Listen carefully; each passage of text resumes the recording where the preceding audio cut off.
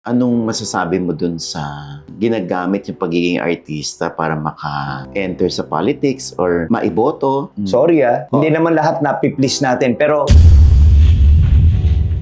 doon sila nagkakaproblema sa akin. Ako wala akong problema sa kanila. Sila may problema sa akin. Hindi ba naguguluhan yung anak mo na para siyang merong pamilya sa nanay, may pamilya sa tatay, tapos nasan siya? Ito parang medyo unfair naman doon sa asawa ko. Ang tingin ko pa rin kay Dedel pa rin. Siyempre, wife ko, ha? Umalma, G. Umaalma. Para makikipag-divorce ang dati. Wala kang babae? Wala akong naano dyan. Wala naman siya nag-i-issue Parang hindi ka sa akin. nakatingin sa akin. Alam mo, hayop ka eh. Alam mo, hindi ka mapakalis ko Hindi, po. sa carpet. Hindi naman kumukulot. Alam mo, hayop ka dyan. Hindi, kasi ikaw naman nag-open up kasi na every time mag-aaway ko, Yes. balik yung nakaraan. Oo, siguro yung mga hindi So, ko na kasi napipikon maalala. ka. Pag binabalik yun, Oo, or tsaka- alam niya yung kahinaan mo. Ayoko na masayang pamilya. May ganun ako, G. So, in denial ako nung for the longest time. Yeah, ngayon ko lang ito nire-reveal, no? Without further ado, gusto mo yung ganun? Yes. Wendell Ramos. Thank you, Wendell. Nako. Na napagbigyan mo kami sa hectic ng schedule mo. Nako po. It's always a pleasure na makasama kita, G. No? Oo. Kasi una-una, malalim ang pinagsamahan natin. Parang may mali siya. Hindi. Ganyan mo. Alam niyo po, talagang, di ba, alam mo naman na magkalugar tayo. Bata pa lang ako. Taga-Loreto Sa kami Sampalo, pareho. yeah. So, nag-start pa lang ako from the late Douglas Quijano, kasama na kita nun. So, Oo. sino ba naman? Ano nun? Sariwang-sariwa pa nun si Wendell. Huwag naman ano? pa. Para mo naman sinabing hindi na syempre, sariwa. Mga bata pa kayo, katulad ng I mga was guwapings, 16, diba? oo. Tapos andun si Wendell gumagano. Oo, kaya nga Chubby-chubby pa si Wendell noon. totoo ba yan? Oo, tapos di ba bigla ka na lang rumarampa sa bench Bench, nang oo. talagang nakatibak ka lang. Yes, kaya nga Oo, salamat, no? Ang kinis ng puwet mo, ha? Talaga ba? Oo, no? Salamat. Gusto Ngayon, mo- ngayon sa edad mo, Oh, makinis pa din. sabi ni Mrs. so far, okay naman daw, malinis. Pero wait, salamat. Kasi excited din talaga akong makasama kita dito dahil napaka-fruitful ng mga episodes mo na panood ko na. Inuna mo pa nga anak ko dito di ba? O, di ba? Oo. Pero, yeah, salamat, Jean. More power, more blessings sa show mo. Oo, nabanggit Marami mo- ka napapatuwan. O, nabanggit na rin lang naman ni Wendell yung kanyang anak. Hindi ba naguguluhan yung anak mo na para siyang merong pamilya sa nanay, may pamilya sa tatay, tapos nasan siya? Hindi naman. Kasi I always tell him na nung bata pa lang naman siya, nahubog ko na siya doon sa part na yun. Na yung buhay namin. Tsaka kasi nung bata siya, inalagaan na rin siya ng wife ko ngayon, which is si Kukay. So 2 years old pa lang. Tapos nagkaroon ng good relationship with the mom. Alam mo, nagkaroon ng magandang So, syempre, andun yung hindi naman tayo palagay. Talagang magkakaroon ng epekto sa mga bata. Lahat yan. Yung confusion, no? Yung feeling nila, mapupunta sila sa gitna. That's why I'm very thankful and blessed enough talaga do sa part na yon. Kasi hindi niya talaga at hindi namin naiparamdam. Hindi man perfecto, pero hindi namin naiparamdam dun sa anak kong lalaki na parang nasa gitna siya. Lost siya do sa part na yun. Kasi yun din ang naging deal ko sa aking asawa na si Kukay na we have to treat him na mas sobra so far para kasi I came from the broken family also, G. So alam ko yung part na meron kasing pero it's okay, don't get me wrong do sa part na yun. Meron mga magulang na kapag nagkaroon na sila ng nag-break up or naghiwalay ang mga bata, ito na yung bago niyong stepmom, ito na yung bago niyong buhay. Hindi na i-explain. Yun din kasi na-experience ko nung bata ako. Hindi na explain ng part ng dad ko. Pero I have nothing against with my dad. Tatay ko yan. No? Pero yung bata kami, hindi namin na-experience na ikwento sa amin na parang bigla na lang dadating kami, okay na sila mga magulang namin, okay, separated, and then pagpunta ko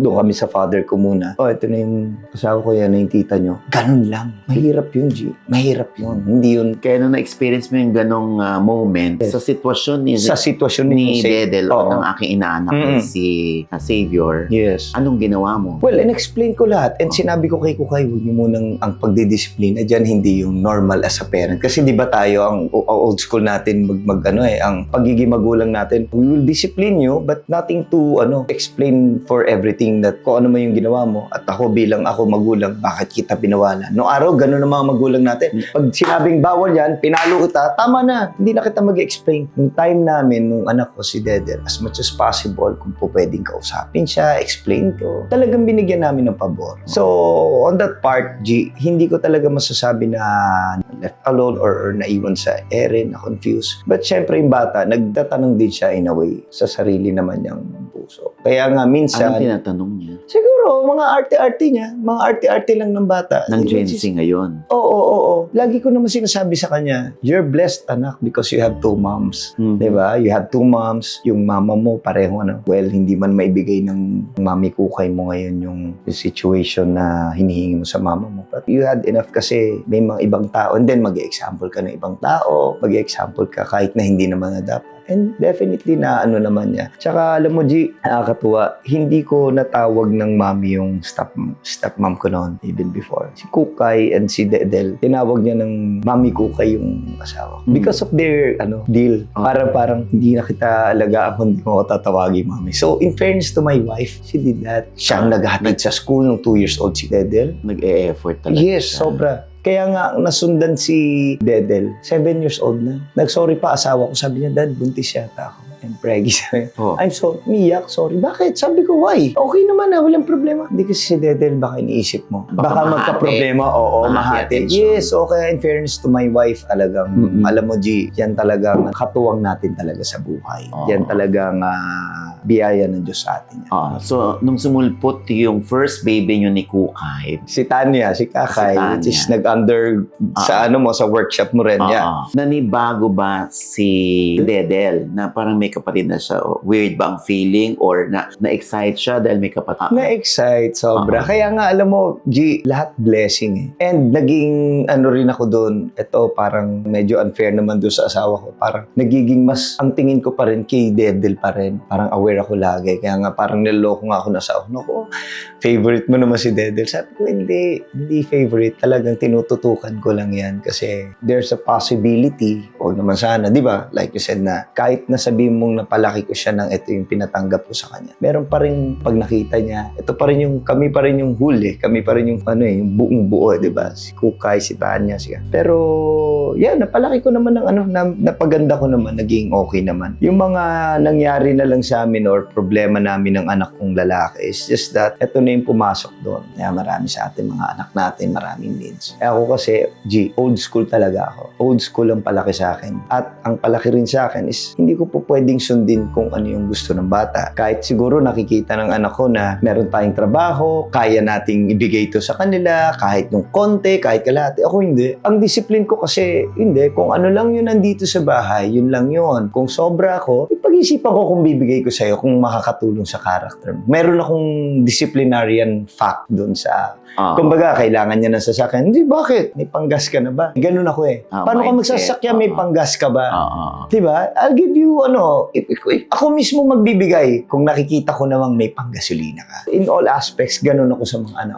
Nabigyan mo na ba ng kotse ang anak mo dahil naramdaman mo, nakita mo na may panggasolina na siya? Nung nagtatrabaho na siya, nung nasa GMA na siya, nagkaroon naman na siya ng sarili niya sasakyan. Pero, on his own, like, gastos niya? gastos niya, oo. And then, syempre, pagka ayaw na niya, ibibenta niya, ewan ko kung anong strategy niya. Pero ako kasi, like nung nagtatrabaho na siya, which is I'm very grateful sa GMA, binigyan. Ikaw, tinulungan mo yung mga anak ko na ang laking bagay ng lagi kanyang bukang bibig sa amin. Kaya nga, hindi na tayo magkakaiba kung magtratuhan yun, di ba? So, nagpapasalamat ako sa Indon G, sa mga natulungan mo sa anak ko. Yung anak ko, ang problema lang, gusto ko sana i-guide na, anak, yung financial, kasi alam naman namin ni Mrs. yan eh, oo, akin na muna. Hindi, mawawala na lang big. Tapos pa, ito na lang. Kaya yun lang yung nagiging problema ko, paano kung bigyan ko baka mamaya, hindi pa niya. Kaya nga sabi ko, anak, if you want want me to give you this? Akin na yung financial mo. Hindi ko kukunin niya kasi meron din naman tabi ang papa mo. Gusto mong magkaroon ng mandatory savings. Yes, oo. Pero ayaw. Kaya, okay muna, bahala ka muna. Oo. Pero we're good sa part na yun. Especially nga, now, okay na siya. Nung katatapos lang din ng Black Rider niya, okay din naman siya. Kaya lang, nung sinasabi ko nga, tara anak, mag-ano na tayo, mag-joint account tayo, ganyan. Sige po, opo na opo. Nung okay na, wala na yung budget. Wala na. Oo. Pero alam mo, Oji, lagi ko sinasabi sa mga anak ko, huwag niyo na akong hingian masyado, sabi ko. Kasi sometimes, hindi nakakatulong sa akin yung mga demands nyo. Tulungan nyo rin ako na huwag niyong paramdam na hinihingian nyo ako masyado. Kasi the more nyo ako hinihingian, feeling ko, Oji, nagiging failure ako. Tinatanong ko lagi asawa ko pag sa part na yun, kailangan ko ng bigay yata ito. Ba't nade-deprive ko yata mga anak ko? Tagal ko na sa industry. Kasi, Oji, ang dami kong tinulungan eh. May mga pamilya tayo. Ikaw, alam ko, pamilya mo sa Langgam, Laguna. Nagpupunta pa tayo nung araw doon. Nakita ko kung paano mo alaga ang pamilya mo. Kahit hindi man nila inuhingi or kahit okay sila. Diba? Yan yung blessing mo. Ganun din ako. So, itong dumadating na yung time kung kailan naglalakihan na pala yung mga anak ko, may mga demands, hindi ko lahat maibigay. Hindi ko rin lahat, bukod sa dinidisiplina ko, tapos hindi ko rin lahat maibigay. Konting hingin ito, hingin ng ganyan, no? Kaya sabi ko, kung ano man yung mga gusto nyo ngayon sa buhay, kalma lang, pag-iigihan ko yung gagawin ko, para maibigay ko rin sa inyo. Pero kung kaya nyo naman muna huwag humingi ng mga kung nyo rin paramdam na parang Sorry Wendell, bakit ganun ang iniisip mo na kapag hinihingian ka ng anak mo ay feeling ko nagiging failure ako? Bakit? I don't know. Siguro, Anong connection? dahil gusto ko ibigay sa kanila what's best for them at kung ano yung kailangan nila talaga sa buhay. So nagiging failure ka kapag hindi mo naibigay Oo. ang hirit nila. Oo, kahit mag-meet halfway man lang. Kasi bukod sa dinidisiplina ko na nga sila, kasi G, ganito eh. Kahit siguro dinidisiplina ko siya, si Xavier, kunyari, humingi sa akin si Dedel, di ba? Pang kotse, wala kang panggas. Gusto ko sana, wala kang panggas. Bigyan kita ng negosyo mo. Yung mga small businesses lang para you know how to grind and then mabigay ko na lahat. Parang laging konektado sa pangkabuhayan. Nagkaroon ako ng mga negosyo these past few years na gumanda naman yung takbo and nabuksan yung pananaw ko sa business na pwede pala tayo on our own, especially nung dumating yung pandemic times. It's just that, nahinto na lang ngayon dahil nga merong mga indifferences when it comes to partnership. Wendell, nakikita kita, parang ilang beses na parang volunteer firefighter. Yes. Ikaw. Yes. Ano ba yan? Since when mo yan ginagawa? Ginawa ko to nung pandemic times, G, kasi meron akong mga kalugar din sa atin sa Sampaloc. No? Nung times ng pandemic, di ba, medyo dumating din yung time na after 3 months, medyo lumuwag, pero lahat tayo hindi pa rin basta-basta makalabas. So, one time, I went to Sampaloc sa mga kaibigan natin. Yung mga kapitan doon, kaibigan ko, no? Kababata ko. So, nung nagpunta ako doon, sabi niya, brother, kung gusto mo mag-bombero, mag-ano ka, sige, gusto kong gumawa ng activities kasi lahat tayo noon na-stop eh. Di ba? So, instead of thinking too much doon sa mga nangyayari sa mundo natin, parang, sandali, ano ba pwede kong gawin na mag-i activities? So, biruin mo. Tapos, pag firefighter ka pa, nakakalabas ka. Hindi dahil ginamit ko siya para makalabas lang. It's just that nakakalabas ka, yung nada-divert yung mga iniisip mo. Tapos, na maganda nito, G, alam mo, blessing na rin yun eh. Kasi, hindi ko naman talaga planong magbumbero, di ba? Yun ang sinabi ng kaibigan ko. Meron kami training dito. Sige, try ko nga. So, nag-training ako, nagustuhan ko. And then, isipin mo, hindi naman natin pinapanalangin magkasunog. G, biglang, nung time na yun, may mga sunog. So, punta kami ng Valenzuela. Andun ako sa truck. Yung iba nakita ko bago pumunta doon. Pero nandun na ako sa sunog mismo. Hindi na alam ng tao yung kung sino ka kasi naka-mask ka. Umakyat na ako sa bubong. Talagang ganito pala yun. Yung palang nilalakaran kong bubong, ayun yung sunog. Anytime, pwede pala mag-crash yun. Pero alam mo, G, ang magandang experience, no, kaya sa mga volunteers, actually sa lahat ng frontliners natin, it's just that na-experience ko lang yung mga firefighters. So, volunteer kami, hindi naman kami BFP. Which is a BFP, syempre, Burian. Pero yung mga volunteers, G, alam mo, nung nandun na ako sa bubong, kasama ko ibang mga volunteer. Yung iba, jobless, yung iba mga nasa street nyo lang dati, pero kasama sa volunteer. Pero pantay-pantay kayo. Isipin mo, mamamatay ka para sa hindi ka binayaran. Because volunteer ka eh. And you don't have the right to demand, di ba? Oo. Pero mamamatay ka pala dun, G. So, doon pala kami. Pero alam mo, pagka nakita mo yung kasama mo rin, G, hindi mo maiisip yung ano mo, yung Baka last baka day mo mamatay. na. Oo, hindi. So be it. Sana good death lang. Sana mabilis. May mga ganun kang isip. Game. And then after noon, fast forward, after the sunog scenario, pagbaba ko sa bubong, may mga tao nagpapasalamat. Thank you po sa inyo, sa lahat ng bombero. Eh di lumababa ako, G. Nakamask pa rin ako. Katanggal na yung ano ko.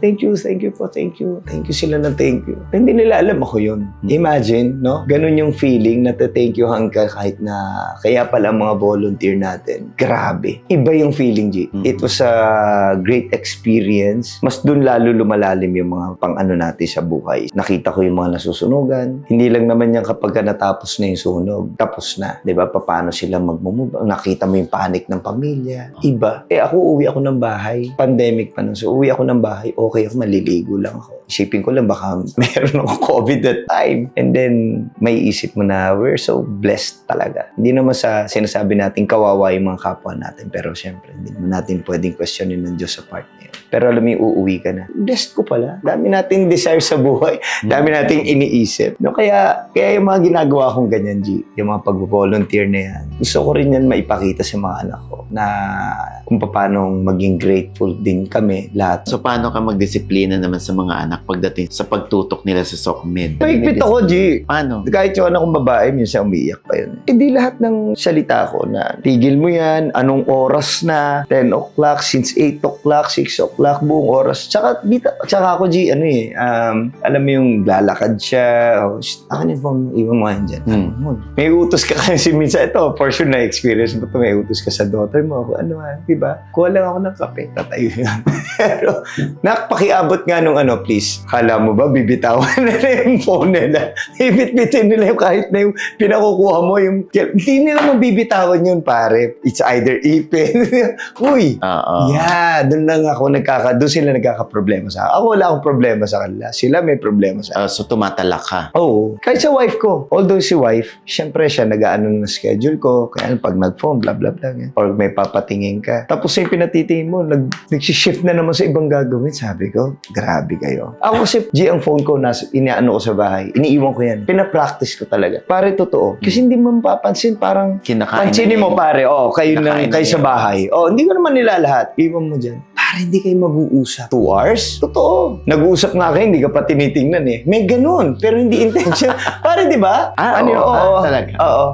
Pansin mo, pare. May ko yung observant ako sa mga ganun. Di ba? Pare, may one time. Bubisit ka? Hindi naman mali yung mga chinecheck nila. Kaya lang, pare, tatanda tayo. Tatanda kami lahat. Ano pa rin? Ito na yung totoong buhay. Pero meron kasi ako mga nakikita, may practice sila sa cellphone. May practice sila sa SOCMED nila. So ako, pagka 10 o'clock, as much as possible, dapat wala na. Yung asawa ko, one time ginawa ko, G. Si Kukay, sabi ko, since 8 o'clock, sabi ko, nag-uusap tayo, hindi mo mabita, may maliit tayo. Ganun lang. Char. Bye, normal. 10 o'clock, wala na yan Ganun lang naman ako. Parang siyempre, wife ko, umalma, G. Umalma talaga. Pero hindi nila alam, sinusubukan ko lang. Umaalma. Para makikipag-divorce ang dating dahil sa cellphone. Yung parang ganun yung pangugutan niya. Parang gusto niya na i-reveal yung mga gusto rin niya sabihin sa akin na mali. Ganun pare. Huhugot. So sabi ko, hindi. 10 o'clock, wala na yan. Wala na yan, mamaya. Wala na yan. Kasi syempre, magkakaroon ng argument, which is normal sa family. Alam mo, gaganon siya talaga. Alam. Pero iniobserbahan ko lang yun, pare. Nung araw naman wala yun. May TV naman tayo, may Netflix naman. Ano ba? Tsaka, pwede bang matutulog na rin yung mga, na errands ko, errands mo, or kung ano man conversation. Pwedeng pagpabukas. Pwedeng pagpabukas. Pansinin mo. Tigil na natin to, practicein natin, mga 9 o'clock, 10. Pare, totoo. Ay, bakit? Hugutin niya yung mga problema mo. Para iba to sa'yo, pare. Yun ang experience ko sa asawa ko. Parang gusto niyang maghugot ng, wala namang timing, pero parang yung mga naging mali ko noon, naging kasalanan, or kung ano man pagkukulang ko, pare, hugutin niya. Parang ibabalik na naman niya yung kwento. Oo, may mga ganun. Dahil ano ba mga naging Yan ang mga gusto ko segue mo. sa love? Charot. Kami ni Mrs.? Oo. Mapusok ka, marupok? Marupok siguro, charot. Hindi. Alam mo, Jim, marami talagang na-experience ang asawa ko rin sa akin na bilang lalaki na hindi naman no? Siguro na-experience na nagsama kami, hindi pa kami kinakasal. I was too busy eh. Kung lagi kong dahilan noon, pagkatapos ng soap opera ko, pag ganun, pahinga muna ako 2 months, 3 months. Kaya nagkaroon din ako ng maraming delays at regrets sa buhay. Isipin mo, G, pagkatapos ng isang show ko sa GMA, meron na kasunod agad. Ako nagsasabi, magpapahinga muna ako, ayoko muna. Pero alam mo, G, walang huli pala sa buhay. It's up to you kung paano mo lang ipapalagpasin yung mga regrets na yun at paano mo ipagdadasal para you have to move forward na. So, yan ang mga naging problema lang namin ni wife noon. Yeah. No? And then, kasi minsan siya yung pinuputukan ko na dapat kasi naging ganito. Sa kanya ako nagraraan. Kaya minsan, nabibit-bit niya yun. Ano bang usually yung ibinabalik ulit sa'yo pag dumadating yung time na nag-aaway kayo? Pagbababae mo, ganyan. Parang wala naman kami masyadong issue sa ganun ng misis ko. Wala naman kami. Okay sa kanya. Hindi naman ako, wala naman kami naging problema sa, Sa ibang babae. part na yan, oo. So far, Dahil wala naman. wala kang babae. Wala akong dyan. Wala naman siya naging Parang hindi issue ka sa akin. nakatingin sa akin. Alam mo, hayop ka eh. Alam mo, hindi ka mapakalis sa Hindi, tsaka yung carpet, hindi naman kumukulot. Alam mo, hayop ka dyan. Malalaki na anak ko, ano ka ba? Hindi ba tayo pwede mag-move on? Hayop ka dyan. Alam mo, mahal kita nung una. Mahal ko to eh. Kaya minsan hindi ko mahal to eh. Pag saka namumula na ako, no? Oo. Hindi, kasi ikaw naman nag-open up kasi na every time mag-aaway ko, ibinabalik yung nakaraan. Oo, siguro yung mga hindi ko na kasi napipikon maalala. ka. Pag binabalik yun, Oo, or tsaka- alam niya yung kahinaan mo. Ay, na, hindi naman. Kaya lang kung matatawa pag kayo mag-e-effort siya. Kasi ang matter lang namin, itigil mo na yung social media mo. Pero to the point na maghahanap siya ng yung mga naging problema noon na parang, kumbaga, it doesn't make sense na mag-brought up pa siya ng ganun. Yun lang naman, doon ako natatawa. Doon ako na... Ba't ka natatawa? Binabalik nga. Di ba pag binabalik, nakakapikon? Hindi, Yung natatawa ako doon sa sense na naghahanap pa talaga siya ng So, pinahinto ko lang ang phone mo. Pero ako, siyempre, pero minsan imbis na matawa ako, napupunta talaga sa pikon. Napipikon ka. Kasi nga, bakit ka naghahanap ng mahukayin sa akin? Sabi ko lang, hinto mo to ng 10 o'clock. At saka, G, mahaba yun Hanggang humiga kami, nakatalikod na yun. Hindi ka nagpapansin. Hindi niya na ako, oo. Yun na ayoko, doon ako pikon. Pag hindi ka pinapansin, Doon ako matutulog pikon, yung na kapag lang. matutulog. Kasi yan ang nagiging hang-ups ng tayong mga tao. Tulad yan, pag matutulog, ayoko ng malungkot. Ayoko ng tahimik. Because Ayaw mo nang may kagalit. Oo, ayoko ng may Kasi feeling ko, yun yung naging psychological effect sa amin nung nagkaroon kami ng problema. Yung nagkaroon ng problema, ang mga magulang ko. Yun talaga, nasa gitna kami. Left alone talaga. Matutulog kayong dating akala mo happy. Tapos biglang nung matutulog na ako with my siblings, parang wala na yung amor. Kasi wala na yung tatay mo. Yung tatay mo, sa sarili niyang room, kasama na iba niyang Walang explanation. Mabigat pala yun. Di ba dapat yun, anak, good night. Wala kaming ganun. Kasi nga siguro, dahil disciplinarian din tatay ko, pulis kasi tatay ko Kaya ito, sa buhay mo ngayon, bilang meron ka... May mga lumalabas, oo. At saka, G, alam mo ba nung time before? Ayoko na masayang pamilya. May ganun ako, G. O ayaw mong makakita ng masayang Ayoko nang parang makakita, ng masyadong masayang Kasi pamilya. naiingit ka. Oo. Una, in denial ako Naging problema ko yan sa wife ko. Sinabi ko sa kanya yan. Nung bago kami, nagsama muna kami. Very loving person yung mga magulang niya at saka yung family niya. Pero ako ayoko. May gathering, ayoko pumunta. Pagod. Although minsan pagod ako. Kaya lang minsan, di ba kahit naman pagod ka when it comes to family, may effort ka kasi it's a gathering, it's a normal gathering with the family, with your loved ones. Tagal, G, hindi ako, kaya ikaw na lang. Noong una nga, ayoko pa siyang pumunta. Gagawa kami ng lakad with. Ngayon ko lang ito nire-reveal, no? Kasi for sure, alam ko na ang mga makakapanood nito, G, baka meron ding iba na ganun din, same thing din pala yung Makarelate. makarelate sila. So, hindi na ako for the longest time. Feeling ko ko talaga yung asawa ko, pinagpe-pray over ako pag tulog ako eh. Talaga? Alam mo ba, tinanong ko siya, pinagpe-pray over mo ba ako? Ba't biglang ganito yung nagiging, hindi ako perfecto, pero parang nagiging light. Pananaw ko, andun ako sa family, nag-develop agad yung ano ko. Totoo pala, ninunubi na pa niya ako pagka ano. Totoo pala, G. Pag tulog ako, one time nahuli ko siya, G. Eto pare, totoo. Nahuli ko asawa ko. Tulog, borlog. Pagkagising ko man, pagka gano'n. Sino ako ganun? Nakatingin siya ako. Nakatingin sa'yo? Nakatingin ako po. Tapos alam mo yung parang nag-whisper siya na siguro nagnubihin na, pare. Oh. Ilang beses, many times, nahuli ko na siya. Totoo, nakakatuwa. Alam mo, sabi ko kagad, sandali, wala naman akong ginagawang mali. Yun lang yung mga nag-usa ko sa social media. Kaya, and then yung realization, ang ganda na eh. Ganun na ako ngayon. Siguro, pare, ano na rin yun. Holy Spirit na rin talaga yun. Tsaka yung kayong dalawa ng asawa mo. Mas madalas ako ngayon, G, para sa malaman lang mga tao. Madalas ako mag-repent sa taas, and at the same time, yung relationship ko with my wife. Naging very open ako. Up to now, I have a lot of struggles. Mas mabigat ang buhay ko ngayon sa lahat, sa makamundo na buhay natin dito. Oo. Yung struggles doon. Ang dami mong struggles ngayon. Oo, Wendell. maraming normal sa atin ang mabuhay na may struggles. What do you pa rin. mean? Kumusta yung mental health mo? I'm good. What I'm trying to say sa mga struggles, syempre sa desire, sa mga makamundong nakikita natin ngayon, but as long as you have this commitment, good relationship with your wife, kumbaga, ang punto ko ngayon, G, dati, ang struggles natin bilang mga asawa, tinatago natin yan eh. I-generalize ko lang, di man tayo perfecto, especially nowadays sa mga social media, sa mga sa labas ngayon. Iba-ibang mundo ngayon. I'm not trying to be perfect, to be show off. I have this good relationship with my wife. Ano kami talagang kumakapit ako kung ano yung mga sinasabi ko na Magkakampi kayo sa lahat ng laban. Yes. Ayun At saka, pag may kahinaan ako, sinasabi ko sa kanya. You know what I'm trying to say? Kung ano man yung kahinaan natin minsan mga parang ganyan, pinag-uusapan namin. What made you decide na tumakbo o sino nag-convince sa'yo? Sino nagtulak sa'yo? Both sides. Siguro feeling ko rin na pakiramdam ko rin it's about time. Actually, sa part ko, wala namang pwedeng mag-udyok sa akin, G. May mga nagbukas ng pinto. Why not? And yes, ang goal ko lang, una-una gusto ko talaga yung mga bata. Tulungan sa ospital. Because yan ang experience ko. Pang-ospital nila, sports, mag-guide yung mga bata. Kasi G, naging bata tayo pare-pareho. Ang ganda ng kinalalagyan ng buhay mo ngayon. Huwag na nating yung totoo naman. Ako, maganda rin ang kinalagyan ng buhay ko. Sino ba nanood sa akin? Sino ba mga nag-ano sa akin? Mga tao. Sila naging guide natin, whether you like it or not. Para sa akin, ang laki na naiambag ng mga tao sa buhay ko. Kaya ibabalik ko. Gusto kong maging instrumento at gusto kong maging inspirasyon din dun sa mga naka-experience din na maganda. Pero walang pressure yun. Hindi naman lahat, syempre, iba, baka mali mo tumutulong na sa ibang paraan. So far, I was blessed enough talaga na